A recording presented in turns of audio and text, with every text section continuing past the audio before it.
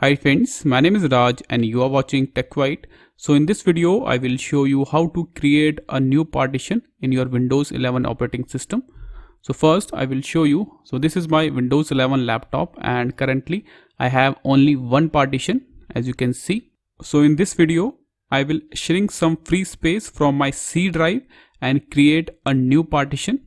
For this, simply right click on this PC, then click on show more options. Then click on manage.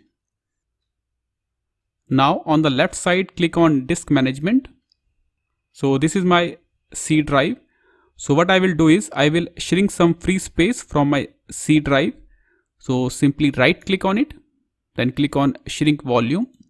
Now wait for a few seconds. Now in this option, enter the amount of space to shrink in MB.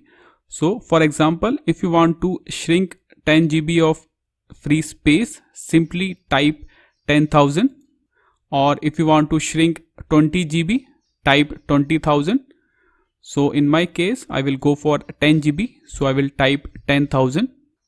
Write down the amount of space to shrink, then click on shrink, and you can see 9.77 GB free space has been shrink from my C drive. Now right click on it, then click on new sample volume. Now click on next, click on next, next, next, and finish. And you can see it's done. So new partition has been created. You can see the pop-up window as well. Cut this window, cut this as well.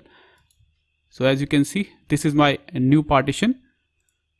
So this is how you can create a new partition on your Windows 11 and your Windows 10. So this is all for the video. Thank you. Thanks for watching TechWhite. Have a nice day.